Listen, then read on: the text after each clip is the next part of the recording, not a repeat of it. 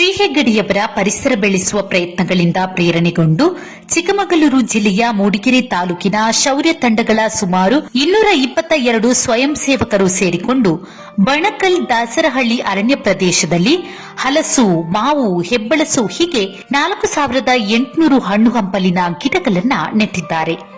3 ವರ್ಷಗಳ ಹಿಂದೆ ನೆಟ್ಟ ಈ ಗಿಡಗಳು ಇಂದು 8 ರಿಂದ 10 ಅಡಿ ಎತ್ತರವಾಗಿ ಬೆಳೆದು ನಿಂತಿವೆ. ಇದಕ್ಕೆ ಅರಣ್ಯ ಇಲಾಖೆಯ ಸಂಪೂರ್ಣ ಸಹಕಾರವೂ ಇದೆ. ನಾನು ಜಗದೀಶ್ ಅಂತ. ಪೂಜ್ಯ ಕಾವಂದರು ಒಂದು ಯೋಜನೆಯನ್ನು ರೂಪಿಸ್ತಾರೆ. ಈ ಭಾಗದಲ್ಲಿ 2019ರಲ್ಲಿ ಬಹಳ ದೊಡ್ಡ ಮಟ್ಟದಲ್ಲಿ ಒಂದು ವಿಪತ್ತು ಸಂಭವಿಸುತ್ತದೆ. ಪೂಜ್ಯರು ಒಂದು ಕರೆಯನ್ನು ಕೊಡ್ತಾರೆ. ಶ್ರೀ ಧರ್ಮಸ್ಥಳ ಗ್ರಾಮಾಭಿವೃದ್ಧಿ ಯೋಜನೆಯಲ್ಲಿ ಒಂದು ಶೌರ್ಯ ಅಂತ ಒಂದು ಟೀಮ್ ಅನ್ನು ಕಟ್ಟಬೇಕು, ಅಲ್ಲಿ ಶೌರ್ಯದವರೇ ಒಂದು ಬಂದು ಅಲ್ಲಿ ಕೆಲಸ ಕಾರ್ಯಗಳನ್ನು ಮಾಡಬೇಕು ಅಂತ ಒಂದು ಯೋಜನೆಯನ್ನು ಹಾಕಿಕೊಂಡಾಗ ಶ್ರೀ ಧರ್ಮಸ್ಥಳ ಗ್ರಾಮಾಭಿವೃದ್ಧಿ ಯೋಜನೆಯ ಶೌರ್ಯ ವಿಪತ್ತು ನಿರ್ವಹಣೆಯ ಸದಸ್ಯರನ್ನಾಗಿ ನಾವು ಸೇರ್ಕೊಂಡ್ವಿ. ಆ ಒಂದು ಸದಸ್ಯತ್ವವನ್ನು ಪಡೆದುಕೊಂಡ ನಂತರ ನಮ್ಮ ಒಂದು ದಿಕ್ಕೇ ಬದಲಾಯಿತು. ನಮ್ಮನ್ನು ಈ ಒಂದು ಶರಟನ್ನು ನೋಡುವಾಗ ಸಮಾಜ ಸೇವೆಯಲ್ಲಿ ಶ್ರೀ ಧರ್ಮಸ್ಥಳ ಗ್ರಾಮಾಭಿವೃದ್ಧಿ ಯೋಜನೆಯ ಶೌರ್ಯ ವಿಪತ್ತು ನಿರ್ವಹಣೆಯವರು ಮುಂದೆ ಇರ್ತಾರೆ ಅಂತ ಹೇಳ್ತಾರೆ. ಅದು ನಿಜವಾಗ್ಲೂ ಅದೊಂದು ನಾವು ಯಾರಿಗೆ ನಾವು ಈ ಒಂದು ಅಭಿನಂದನೆ ಸಲ್ಲಿಸಬೇಕು ಅಂತ ಹೇಳಿದ್ರೆ ಅದು ಶ್ರೀ ಪೂಜ್ಯ ಕಾವಂದರಿಗೆ ಈ ಒಂದು ಸಂದರ್ಭದಲ್ಲಿ ನಾನು ಅಭಿನಂದನೆಯನ್ನು ಸಲ್ಲಿಸ್ತೇನೆ. ಅರಣ್ಯ ಇಲಾಖೆ ಮತ್ತು ಶೌರ್ಯ ತಂಡದ ಸ್ವಯಂ ಸೇವಕರು ಜೊತೆ ಸೇರಿ ವರ್ಷದಲ್ಲಿ 1 ಬಾರಿ ಅಗತ್ಯ ಇದ್ದ ಕಡೆಗಳಲ್ಲಿ ಸಸಿಗಳನ್ನ ಮರುನಾಟಿ ಮಾಡುತ್ತಾರೆ. ಶೌರ್ಯ ಸ್ವಯಂ ಸೇವಕರ ಈ ಪ್ರಯತ್ನವನ್ನ ಕಂಡು ಅರಣ್ಯ ಇಲಾಖೆ ಈ ಅರಣ್ಯಕ್ಕೆ ಶೌರ್ಯವನ ಎಂದು ನಾಮಕರಣಗೊಳಿಸಿದೆ. ಪೂಜ್ಯರು ಕರೆಗೊಟ್ಟಂತಹ ಕಾಡು ಪ್ರಾಣಿಗಳಿಗೆ ಸಿಗದಂತಹ ವಸ್ತುಗಳ ಕಾಡು ಪ್ರಾಣಿಗಳಿಗೆ ಸಿಗಬೇಕು ಅನ್ನೋ ದೃಷ್ಟಿಯಲ್ಲಿ ಹಣ್ಣು ಹಂಪಲು ಗಿಡನಾಟಿ ಕಾರ್ಯಕ್ರಮಗಳನ್ನು ಹಮ್ಮಿಕೊಂಡಿದ್ರು.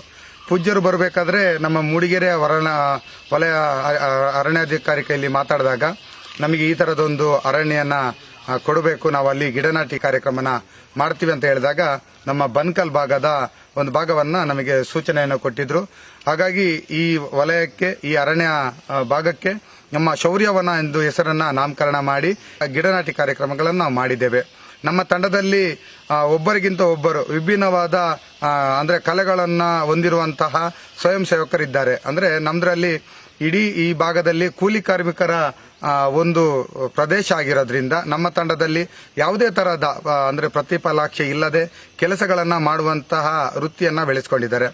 ಅಂದ್ರೆ ನಮ್ದ್ರಲ್ಲಿ ಎಲ್ಲರೂ ಆಟೋ ಚಾಲಕರಾಗಿರ್ಬೋದು, ಆಮೇಲೆ ಗಾರೆ ಕೆಲಸದವರಾಗಿರ್ಬೋದು, ಟೈಲರಿಂಗ್ ಆಗಿರ್ಬೋದು, ಅಥವಾ ಅವರ ಸ್ವಂತ ಉದ್ಯೋಗಗಳನ್ನ ಮಾಡಿಕೊಂಡು ತಮ್ಮ ಜೀವನವನ್ನ ನಡೆಸ್ತಿದ್ದಾರೆ. ಆದರೆ ಸಮಾಜ ಸೇವೆ ಅಂತ ಬಂದಾಗ ಅವರಿಗೆ ತುರ್ತು ಸಂದರ್ಭದಲ್ಲಿ ನಮ್ಮ ತಂಡಕ್ಕೆ ಕರೆ ಮಾಡಿದ ತಕ್ಷಣನೇ ಆ ಸ್ಪಂದನೆಗೆ ಅಂದ್ರೆ ಕಷ್ಟಕ್ಕೆ ಸ್ಪಂದಿಸುವಂತ ಗುಣವನ್ನ ನಮ್ಮ ಶೌರ್ಯ ರಾಷ್ಟ್ರೀಯ ವಿಪತ್ತು ನಿರ್ವಹಣಾ ತಂಡದ ಎಲ್ಲಾ ಸದಸ್ಯರು ಸಹ ಇದ್ರ ಜೊತೆ ಭಾಗಿಯಾಗಿದ್ದಾರೆ. ನಮಗೊಂದು ಈ ವೇದಿಕೆಯನ್ನ ಕಲ್ಪಿಸಿಕೊಟ್ಟಂತ ಧರ್ಮಸ್ಥಳ ಗ್ರಾಮಾಭಿವೃದ್ಧಿ ಯೋಜನೆಗೂ ಹಾಗೂ ಮಾತೃಶ್ರೀ ಅಮ್ಮನವರಿಗೂ ಸಹ ನಮ್ಮ ಮೂಡಿಗೆರೆ ವಲಯದ ಪರವಾಗಿ ಅಭಿನಂದನೆಗಳನ್ನು ಸಲ್ಲಿಸ್ತಾ ಇದ್ದೇನೆ. ಶೌರ್ಯ ತಂಡದ ಮಾಸ್ಟರ್ ಪ್ರವೀಣ್ ಪೂಜಾರಿ, ಸಂಯೋಜಕರಾದ ಕೆಎಲ್ ರವಿ ಕೂಡಹಳ್ಳಿಯವರು ಹೇಳುವಂತೆ ಅಗತ್ಯ ಬಿದ್ದಾಗ ಮೂಡಿಗೆರೆ ತಾಲೂಕಿನಲ್ಲಿರೋ ಶೌರ್ಯ ಘಟಕಗಳ ಸದಸ್ಯರು ಒಂದೆಡೆ ಸೇರುತ್ತಾರೆ. ಒಬ್ಬರಿಗೊಬ್ಬರು ಕಷ್ಟ ಸುಖಗಳಲ್ಲಿ ನೆರವಾಗುತ್ತಾರೆ. ಸಮಾಜ ಸೇವೆಯಲ್ಲೂ ಜೊತೆಯಾಗಿ ಕೆಲಸ ಮಾಡುತ್ತಾರೆ. ನನ್ನ ಹೆಸರು ಕೆಎಲ್ ರವಿ, ಸಂಯೋಜಕರು, ಶೌರ್ಯ ಬಣಕಲ್ ವಿಪತ್ತು ನಿರ್ವಹಣಾ ಘಟಕ ಬಣಕಲ್. ಪೂಜ್ಯರು ಈ ಸ್ಥಳಕ್ಕೆ ಬಂದು ತಮ್ಮ ಅಮೃತಾಸ್ತ್ರದಿಂದ ಒಂದು ಸಂಪಿಗೆ ಗಿಡವನ್ನು ನೆಟ್ಟಂತಹ ಆ ಸ್ಥಳದಲ್ಲಿ ನಾವು ಇದ್ದೀವಿ. ಈಗ ಈ ಸ್ಥಳದಲ್ಲಿ 3200 ಗಿಡಗಳನ್ನು ನಾಟಿ ಮಾಡಿದ್ವಿ. ಮೂಡಿಗೆರೆ ತಾಲೂಕಿನ ಎಲ್ಲಾ ಸ್ವಯಂ ಸೇವಕರು ಸೇರಿ ಈ ನಾಟಿ ಮಾಡಿದ್ವಿ. ಆ ನಂತರ ಮರುನಾಟಿಗಳನ್ನ 200 ಗಿಡಗಳನ್ನು ನಾಟಿ ಮಾಡಿದ್ವಿ.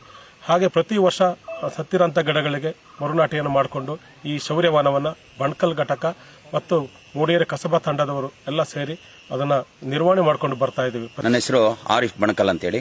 ಅನಾಥ ಶವಗಳನ್ನ ಎತ್ತೋದು ಮತ್ತು ಅನಾಥರನ್ನ ಸ್ಥಾನಗಿನೆಲ್ಲ ಮಾಡಿಸಿ ಅನಾಥಾಶ್ರಮ ಬಿಡೋದು. ಕೊರೋನಾ ಟೈಮಲ್ಲಿ ನಾನು ಸಹ ಕೊರೋನಾ ಮೃತದೇಹವನ್ನು ಅಂತ್ಯ ಸಂಸ್ಕಾರ ಮಾಡಿದ್ದೇನೆ. ಕೊರೋನಾ ಪೇಷಂಟನ್ನು ಆಸ್ಪತ್ರೆಗೆ ಸಹ ಕರ್ಕೊಂಡು ಹೋಗ್ತಿದ್ದೇನೆ. ಅದಾದ ನಂತರ ನಾವು ಧರ್ಮಸ್ಥಳ ಶ್ರೀ ಮಂಜುನಾಥ ಸ್ವಾಮಿ ಹೆಗ್ಡೆಯವರು ಏನು ಒಂದು ಶೌರ್ಯ ವಿಪತ್ತು ನಿರ್ವಹಣಾ ಘಟಕ ಅಂತ ಒಂದು ಮಾಡಿದ್ರು, ಅದರಲ್ಲಿ ನಾನು ಸೇರಿಕೊಂಡು ಇನ್ನೂ ಸಹ ಕೆಲಸಗಳನ್ನು ಮುಂದುವರಿಸುತ್ತಿದ್ದೆ. ನನಗೊಂದು ವೇದಿಕೆ ಸಿಕ್ಕಿದಂಗಾಯ್ತು. ಅರಣ್ಯ ಬೆಳೆಸುವ ಶೌರ್ಯ ತಂಡದ ಈ ಪ್ರಯತ್ನ ರಾಜ್ಯದಲ್ಲೇ ಪ್ರಥಮ.